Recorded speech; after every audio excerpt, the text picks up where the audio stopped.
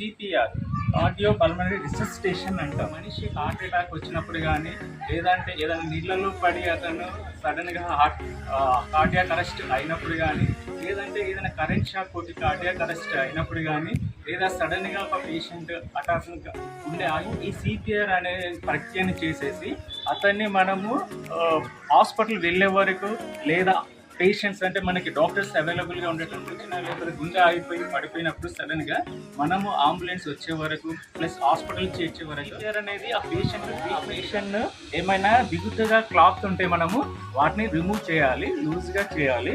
లూజ్గా మనము వస్తువులను బిగుతుగా ఉంటే లూజ్గా చేసేసి మనము అతని పక్కన మోకాళ్ళ మీద మంచి కనపడిందంటే మనిషి మెదడుకి 6 minutes కన్నా ఆక్సిజన్ అందరు. ఏదన్నా హాలిడే ముందులే కానీ లేకపోతే సాటర్డే కానీ చాలామంది ఇట్లా రెస్టారెంట్స్కి వెళ్ళడము, లేదు అనుకుంటే ఏదైనా పార్టీకి వెళ్ళేసి కొంచెం గబా తినేడంతులో అవి ఇరుక్కుపోతుంటాయి. అంటే శ్వాసను తీసుకునే నాళం దగ్గర అవి ఇరుక్కుపోయేసి శ్వాస మనం ఆ టైంలో మనం ఫస్ట్ ఎయిడ్ చనిపోయే ఛాన్స్ కూడా ఉంటుంది. అలాంటి వారికి నేను చెప్తాను, అది గొంతులు ఏదో ఎనుకున్నప్పుడు వాళ్ళు తెలుస్తుంటుంది, వాళ్ళు ఇక్కడ పట్టుకొని వాళ్ళు ఇట్లా ఊపిరాడట్లేదన్నట్టు మనకు సైగా చేస్తుంటారు. సో అలాంటి టైంలో నుండి మనకి ఇట్లా ఉండేటట్టు కరెక్ట్గా చెస్ట్ కింద కడుపు పైన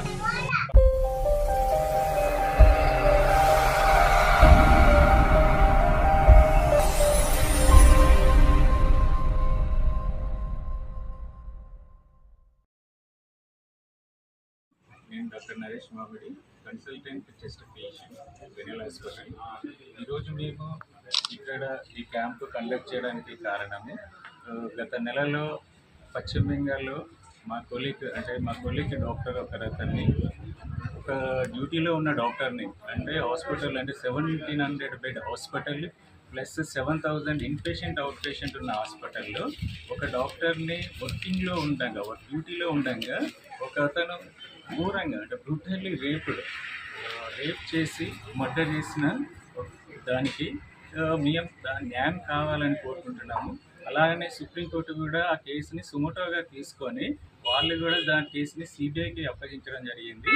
ఎందుకంటే అక్కడ రేప్ చేసిన అతను వాళ్ళ స్టేట్ పోలీసు సంబంధించిన అతను కాబట్టి సుప్రీంకోర్టు కూడా సుమోటోగా తీసుకొని సిబిఐకి అప్పగించడం జరిగింది.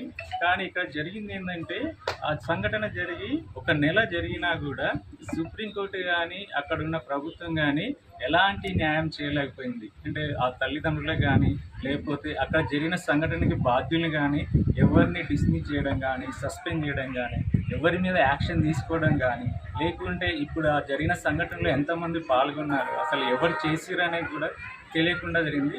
సో ఆల్మోస్ట్ 1 month అయినా కూడా ఎలాంటి న్యాయం జరగకపోవడం వల్ల మేము ప్రజలకి డాక్టర్లకి జరిగిన అన్యాయాన్ని తెలుపుతూ మా ప్రజల నుండి మద్దతు కావాలని వాళ్ళకి అంటే ఇలాంటి సంఘటన డ్యూటీ ఉన్న డాక్టర్కనే కాదు ఎక్కడ డ్యూటీలో ఉన్న వాళ్ళకు కూడా జరగచ్చు. అంటే ఒక బిజీ ఉన్న హాస్పిటల్లోనే ఒక రేప్ జరిగింది అంటే సామాన్య జనాలకి అంటే బయట వెళ్తున్న జనాలకి బయట తిరుగుతున్న జనాలకి కూడా రక్షణ లేకుండా పోతుంది.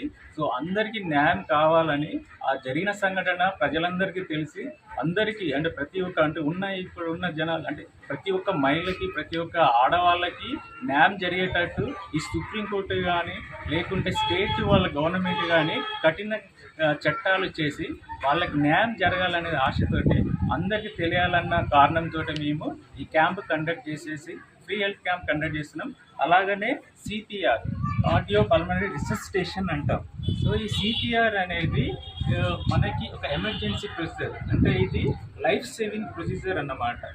ఒక మనిషి హార్ట్ అటాక్ వచ్చినప్పుడు కానీ లేదంటే ఏదైనా నీళ్ళలో పడి అతను సడన్గా కార్డియాక్ అరెస్ట్ అయినప్పుడు కానీ లేదంటే ఏదైనా కరెంట్ షాక్ కొట్టి కార్డియాక్ అరెస్ట్ అయినప్పుడు కానీ లేదా సడన్గా ఒక పేషెంట్ హఠాత్తుగా గుండె ఆగిపోయినప్పుడు కానీ మనము ఈ సిపిఆర్ అనే ప్రక్రియను చేసేసి అతన్ని మనము హాస్పిటల్ వెళ్ళే వరకు లేదా పేషెంట్స్ అంటే మనకి డాక్టర్స్ అవైలబుల్గా ఉండేటంటే ఎమర్జెన్సీ సర్వీస్ అందే వరకు అతన్ని మనము బతికించవచ్చు. ఈ సిపిఆర్ మీరు అంటే నేర్చుకోవడం వల్ల ఈ సిపిఆర్ అనేది తెలుసుకోవడం వల్ల అక్కడున్న పేషెంట్ అంటే అక్కడ ఉన్న ఎవరైనా హార్ట్ స్ట్రోక్ వచ్చినా లేకపోతే గుండె ఆగిపోయి పడిపోయినప్పుడు సడన్గా మనము అంబులెన్స్ వచ్చే వరకు ప్లస్ హాస్పిటల్ చేర్చే వరకు ఆ పేషెంట్ బతికించవచ్చు. అలా చేయడం వల్ల మనకి అంటే మామూలుగా ఏదైనా డబ్బు సాయం ఏదో చేస్తేనే మనం దేవుళ్ళ అంటాం. అలాంటిది ఒక ప్రాణాన్ని మనం ఆ టైంలో కాపాడుతున్నామంటే వాళ్ళకి మాత్రం మనము దేవుడి కన్నా ఎక్కువ. కాబట్టి ఈ సిపిఆర్ అనే ప్రోగ్రామ్ అనేది ప్రతి ఒక్కరూ తెలుసుకోవాలి. వాళ్ళ ఇంట్లో వాళ్ళకి అవసరమే, అంటే వాళ్ళ ఇంట్లో వాళ్ళ ఎవరికి జరిగినా కూడా, ఎవరికైనా వాళ్ళ కుటుంబంలో జరిగిన వాళ్ళకి చేయొచ్చు. లేదా రోడ్డు మీద ఏదైనా ఇలాంటి సంఘటనలు చేయడం వల్ల మనం ఆ పేషెంట్ని హాస్పిటల్ వెళ్ళే వరకు బ్రతికించవచ్చు. కాబట్టి ఈ సిపిఆర్ ప్రోగ్రామ్ అనే దాని గురించి, ఈ ప్రక్రియను ప్రతి ఒక్కరు తెలుసుకుంటే చాలా మంచిది. ఈ సిపిఆర్ అనేది ఆ పేషెంట్ ట్రీట్మెంట్ కాదు, ఆ పేషెంట్ని మనం హాస్పిటల్ వెళ్ళే వరకు మనము బ్రతికించవచ్చు. సో ఈ సిపిఆర్ ప్రోగ్రామ్ అనేది ఎలా చేయాలో మీకు ఒకసారి ఎక్స్ప్లెయిన్ చేస్తాను. సో ఫస్ట్ పేషెంట్ ఎవరైనా మనము రోడ్డు మీద వెళ్తున్నప్పుడు కానీ, లేకపోతే ఇంట్లో కానీ, లేకపోతే ఏదైనా వర్క్ ప్లేస్లో కానీ పేషెంట్ సడన్గా కార్డియాక్ స్ట్రోక్ వచ్చి కానీ, లేకపోతే గుండె ఆగి కానీ కింద పడిపోతే ఫస్ట్ ఆ పేషెంట్ మనము హార్ట్ పనిచేస్తుందా, పల్స్ పనిచేస్తుందా అనేది మనం చూడాలి. ఫస్ట్ మనము ఆ పేషెంట్ ఏమైనా బిగుతుగా క్లాత్ ఉంటే మనము వాటిని రిమూవ్ చేయాలి, లూజ్గా చేయాలి. లూజ్గా చేసిన తర్వాత అతని గుండె కొట్టుకుంటుందా లేదా, పల్స్ ఉందా లేదా అనేది ఫస్ట్ మనం చెవితోటి గుండె మీద మనము చెవిని పెట్టేసి మనము ఆ హార్ట్ ఉందా లేదా, కొట్టుకుంటుందా లేదా అని చూసుకోవచ్చు. అలాగనే మనము నెక్ పక్కన మనం సైడ్కి చేయి పెట్టి చూస్తే మనకు పల్స్ ఉందా లేదా అనేది కూడా తెలుస్తుంది.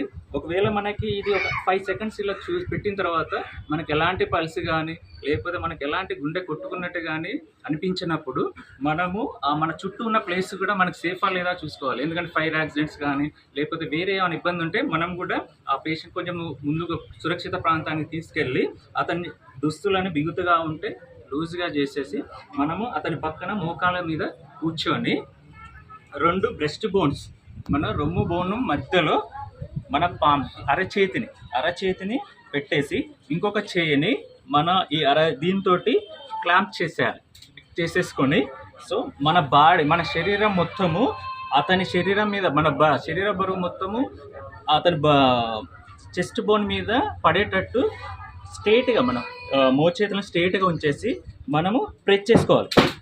ఆల్మోస్ట్ 2.5 ఇంచెస్ అంటే 4 to 5 సెంటీమీటర్ వరకు మనము చెస్ట్ని మనము ప్రెస్ చేసుకోవచ్చు. సో ఫస్ట్ ప్రెస్ చేసిన తర్వాత కంప్లీట్ మనము రిమూవ్ చేయాలి. సో పేషెంట్కి మళ్ళీ రిలీవ్ చేసేసేయాలి. సో ఇలానే మనము నిమిషానికి 100 నుండి 120 వరకు చేయాలి. ఒకవేళ మనకి అతని శ్వాస ఇవ్వాలనుకుంటే, అంటే కొంచెం మనకి గాలి కూడా ఇవ్వాలనుకుంటే పేషెంట్ దవడ కింద మనము 2 చేతులతోటి ఇలా లేపేసి ఫోర్హెడ్ కింద నుదురు మీద ఇలా చేయి పెట్టేసి ఇలా అన్న తర్వాతకి మనకు శ్వాసనాళం అనేది కరెక్ట్గా స్ట్రైట్ అవుతుంది. అలాంటప్పుడు మనము నోట్లో నోరు పెట్టేసి మనం ఊదితే మనకి ఈ ఎక్స్పాన్షన్ అవుతుందా, అంటే చెస్ట్ ఉబ్బుతుందా లేదా అనేది కూడా చూసుకొని మనము ప్రతి 30 సార్లు మనము ఇలా ప్రెస్ చేసిన తర్వాత 2 సార్లు మనము బ్రీతింగ్ ఇవ్వాలి. సో ప్రెస్ ఎలా చేయాలంటే 2 బ్రెస్ట్ బోన్, రొమ్ము బోన్ మధ్య మనము చేతిని పాన్ పెట్టేసి, సో ఎప్పుడైనా గుండె మీద మనము అదమొద్దు. సో మన హార్ట్ మీద ప్రెస్ చేస్తే దాని మీద ఇంకా ఒత్తిడి అవుతుంది. కాబట్టి మనకి 2 రొమ్ము బోన్ల మధ్యలో స్టెర్నమ్ అంటాం, బొక్క మీద మాత్రమే చేయాలి. డైరెక్ట్ హార్ట్ మీద మనం ప్రెస్ చేయొద్దు. సో మన బరువు, శరీర బరువు మొత్తము అతనికి అప్లై అయ్యేటట్టు చూసుకోవాలి.